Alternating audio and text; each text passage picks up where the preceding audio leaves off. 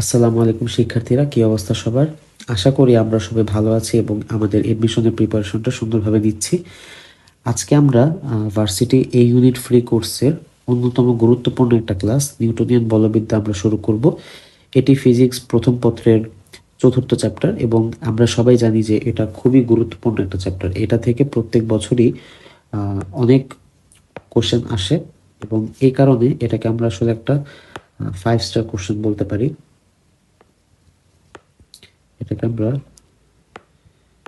5 star question বলতে পারি, question না সরি মানে 5 স্টার চ্যাপ্টার, কারণ এখান থেকে প্রত্যেক বছরই কোশ্চেন আসে এবং কোশ্চেন মিস হয় না। তো চলো আমরা শুরু করি। আমাদের প্রথম টপিক হচ্ছে বল ও বলের ঘাত। এখন বলের ক্ষেত্রে আমরা সবাই জানি সিম্পল একটা সূত্র আছে, সেটা হচ্ছে F is equal to M A. তো এটাই হচ্ছে বল। এই রিলেটেড অনেক সূত্র আছে এবং আমাদের আরেকটা জিনিস দেখতে হবে যে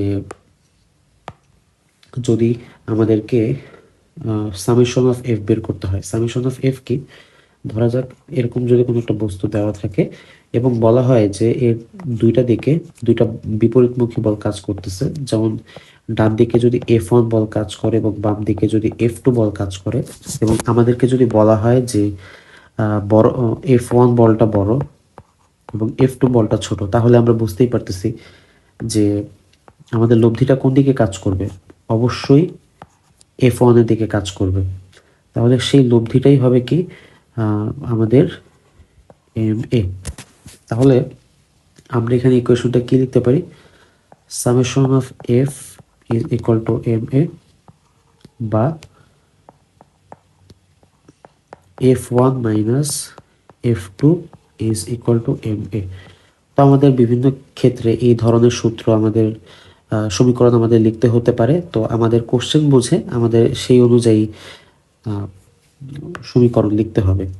একই সাথে আরেকটা টপিক হচ্ছে বলের ঘাত। তো বলের ঘাত জিনিসটা কি, আমি যদি এখানে লিখি বলের ঘাত,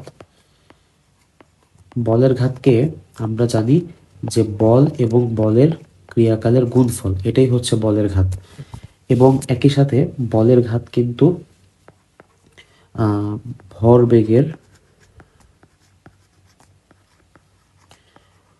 ভরবেগের পরিবর্তনকেও বোঝায়। এখন ভরবেগের পরিবর্তন জিনিসটা কি, M V minus V naught, বা এই জিনিসটাকে আমরা লিখতে পারি এম ডেল ভি। তাহলে এখান থেকে একটা জিনিস লেখা যায় যে F T is equal to M del V. তাহলে এটাই কিন্তু বলের ঘাত এবং ভরবেগের পরিবর্তনের সূত্র। তো আশা করা যায় যে বল এবং বলের ঘাত থেকে এতটুকু থিওরি মোটামুটি যদি জানা যায়, তাহলে ইনশাল্লাহ ভার্সিটি রিলেটেড যে সকল কোশ্চেন আছে সেগুলো আমরা সলভ করতে পারবো। তো চলো আমরা প্রথম কোশ্চেনে আগেই। এই কোশ্চেনটা রাজশাহী ইউনিভার্সিটি 21-22 সেশনে চলে আসছে। এখানে বলা হয়েছে যে যেখানে G is equal to 10 metre per second, সেখানে একটি নির্দিষ্ট বস্তুর ওজন 22 নিউটন। তাহলে আমাকে এখানে কি কি দেওয়া হলো, বস্তুর ওজন অর্থাৎ ডাব্লিউ ইজ ইকুয়াল টু আমরা জানি এম জি। এখানে কিন্তু ডাব্লিউও দেওয়া হয়েছে, জিও দেওয়া হয়েছে, যে জিনিসটা দেওয়া হয়নি সেটা হচ্ছে এম। তাহলে এখান থেকে আমরা যদি এম বের করতে চাই, সেটা আমরা কিভাবে বের করব, ডাব্লিউ বাই জি। ডাব্লিউ দেওয়া আছে এখানে 22 নিউটন আর জি হচ্ছে 10 মিটার পার সেকেন্ড স্কোয়ার। সুতরাং এখান থেকে আমাদের এম আসে 2.2। 2.2 অবশ্যই এটা কেজি হবে।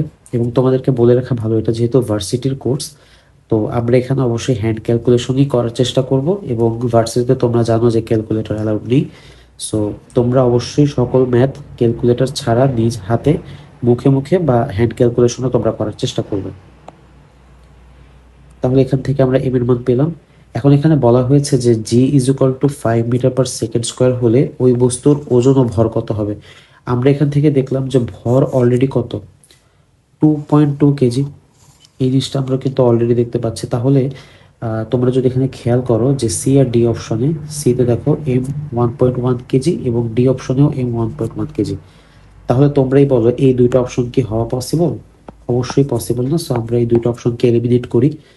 তো তোমরা যদি ছোটবেলায় কেউ কে হতে চায় কোটিপতি, হ্যাঁ, এই শোটা যদি দেখে থাকো, হ্যাঁ, তো সেই শো এর মধ্যে একটা ব্যাপার কিন্তু ছিল যে দুইটা অপশন এলিমিনেট করে দিত।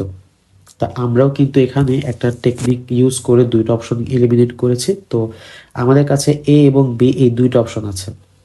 আমরা চাইলে যদি উপো 10-20 করেও যদি আমরা অ্যাপ্লাই করি, সেখানেও কিন্তু 50% চান্স থাকে আমাদের উত্তরটা সঠিক হওয়ার। তাহলে আমরা এখান থেকে অবশ্যই বুঝতেই পারছি যে এ অথবা বি, এই দুইটার যে কোনো একটা হবে। এখন আমাদের দেখতে হবে ডাব্লিউ কি 22 নিউটন নাকি 11 নিউটন, যখন জি হচ্ছে 5 মিটার পার সেকেন্ড স্কোয়ার। তাহলে আমাদের নতুন করে ডাব্লিউর একটা মান বের করতে হবে। এম আগে যা ছিল তাই থাকবে, জাস্ট জি এর মানটা এখন পরিবর্তন হয়েছে, সেটা 5।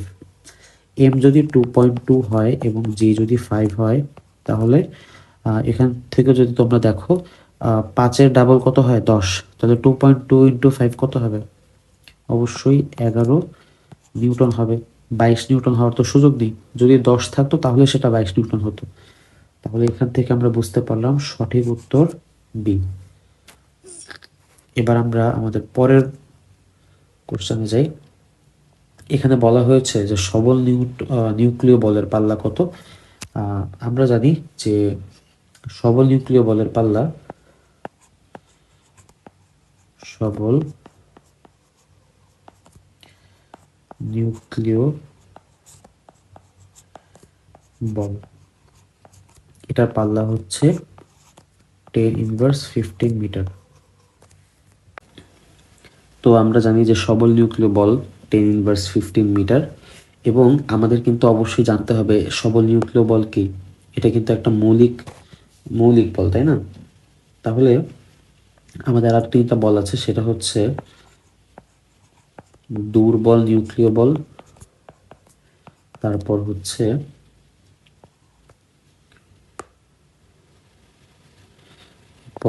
মহাকর্ষ বল, এবং এট দি ভেরিয়েন্ট আমাদের তড়িৎ চুম্বকীয় বল, তড়িৎ চুম্বকীয় বল। এখন শুধুমাত্র সবল নিউক্লিয় বল পরীক্ষায় আসছে দেখি যে আমরা এটা জানবো, বাকিগুলো জানবো না, তাহলে কিন্তু হবে না। আমাদের এখানে সঠিক উত্তর বি। আমাদের অবশ্যই বাকি তিনটা বলেরও পাল্লা জানতে হবে, তাহলেই আমাদের পড়াটা কমপ্লিট হবে। দেখো আমাদের কাজ হচ্ছে যে প্রশ্ন কিন্তু বলের পাল্লা কত, এটা সবল নিউক্লিয় বলের জায়গায় দুর্বল হতে পারে, মহাকর্ষ বল হতে, তড়িৎচুম্বকীয় বল হতে পারে, যেটাই হোক আমরা সবগুলোর পাল্লা জানবো। তাহলে দুর্বল নিউক্লিয় বলের ক্ষেত্রে আমাদের পাল্লাটা হবে 10⁻8 মিটার। কখনো কখনো এখানে বলা হয় যে নিউক্লিয়াসের যেই ব্যাসার্ধ বা ওই রিলেটেড কিছু বলা হয়। তো মোটামুটি এই জিনিসটাকে লেখা যেতে পারে মহাকর্ষ বল। মহাকর্ষ বল এইটাকে আমরা বলতে পারি অসীম, এটার পাল্লা অসীম, এবং তড়িৎ চুম্বকীয় বল এটারও পাল্লা অসীম। তাহলে আমরা এই জিনিসটা মনে রাখবো, তাহলে ইনশাল্লাহ আমরা পাল্লা রিলেটেড যে কোনো কোশ্চেন সলভ করতে পারবো। এর পরের কোশ্চেন যদি আমরা যাই, যে ভূ সমতলের সাথে 30 ডিগ্রি কোণে আনত পথে, তাহলে আমাদেরকে যতটুকু ইনফরমেশন দেওয়া হয়েছে আমরা সে অনুযায়ী যদি একটা চিত্র আঁকি, এখানে বলা হয়েছে যে ভূ সমতলের সাথে 30 ডিগ্রি কোণে আনত, তাহলে এটা অবশ্যই 30 ডিগ্রি হবে। 30 ডিগ্রি কোণে আনত পথে একটি 2 কেজি ভরের বস্তুকে, তাহলে এখানে একটা 2 কেজি ভরের বস্তু থাকবে। 2 কেজি ভরের বস্তুকে, এটা হচ্ছে আমাদের এম, এবং 2 কেজি ভরের বস্তুকে 3 মিটার পার সেকেন্ড ত্বরণে উঠাতে হলে, অর্থাৎ এখন তোমরা যদি খেয়াল করো এই বস্তুটা এক্স্যাক্ট নিচের দিকে কি কাজ করে, এর ভর কাজ করে, সরি এর ওজন কাজ করে, W is equal to M জি।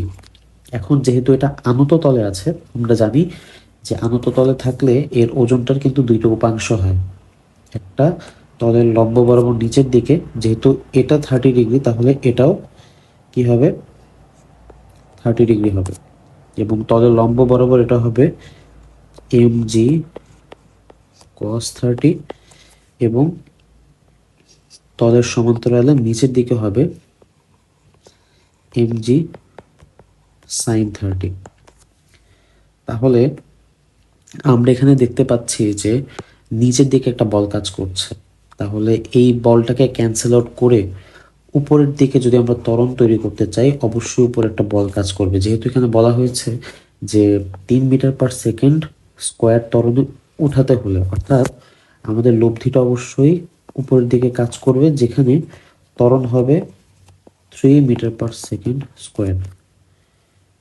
তাহলে এখানে আমাদের কি করতে হবে, আমরা যদি একটু দেখি, এই যে আমাদের কিন্তু এই কনসেপ্টটা চলে আসছে, এই যে সামেশন অফ এফ, এই কনসেপ্টটা আমাদের এখানে চলে আসছে। এই কনসেপ্টটাই আমরা এখন অ্যাপ্লাই করব। তাহলে কনসেপ্টটা যদি আমরা অ্যাপ্লাই করি, এখানে বড় বল কোনটা, এই এফটা, কারণ এই এফটাই তো তাকে উপরে নিয়ে আসছে। আমরা যদি লিখি summation of F is equal to M A. Summation of F মানে কি, অর্থাৎ বড় বল আর ছোট বল একসাথে কাজ করার পর লব্ধি যে বলটা, সেটাই সামেশন অফ এফ। তাহলে সামেশন অফ এফ এর ক্ষেত্রে কি হয়, বড় বলটাকে আগে লিখতে হয় মাইনাস ছোট বল। ছোট বলটা কি, এই যে M G sine 30 degree minus M G sine 30 degree is equal to M A. আমরা সমীকরণটা লিখলাম। এখন এখানে কি বলা হয়েছে যে 3 মিটার/সেকেন্ড ত্বরণে ওঠাতে হলে বস্তুটির উপর কত নিউটন বল প্রয়োগ করতে হবে। এই যে তোমরা যদি খেয়াল করো, আমরা এখানে যে বলটা প্রয়োগ করতেছি, এফ বলটা, এটাই কিন্তু আমাদের বের করতে হবে যে আমরা কত নিউটন বল বের করতেছি আলটিমেটলি আমাদের বস্তুটাকে 3 মিটার/সেকেন্ড স্কোয়ার ত্বরণে উপরে ওঠানোর জন্য। তাহলে আমরা এফটাকে এক পাশে রাখি, বাকি সব কিছুকে ডান পাশে নিয়ে যাই। M G sine 30 degree plus M A. তাহলে এখানে আমরা যদি দেখি, এম এর মান হচ্ছে 2 কেজি, 2 × 9.8। সাইন 30 মান আমরা জানি হাফ। তোমাদেরকে অবশ্যই সাইনের সবগুলো মুখস্থ রাখতে হবে। সাইন 30 মান হাফ, একইভাবে কস 60 মানও হাফ। তাহলে সাইন 0, 30, 45, 60, 90, 120, 180 সবগুলোর মান তোমাদের মুখস্থ থাকতে হবে। তো এখানে সাইন 30 ডিগ্রি মান হচ্ছে হাফ, প্লাস এম হচ্ছে 2, এ এখানে কি দেওয়া আছে, এখানে 3 মিটার/সেকেন্ড স্কোয়ার।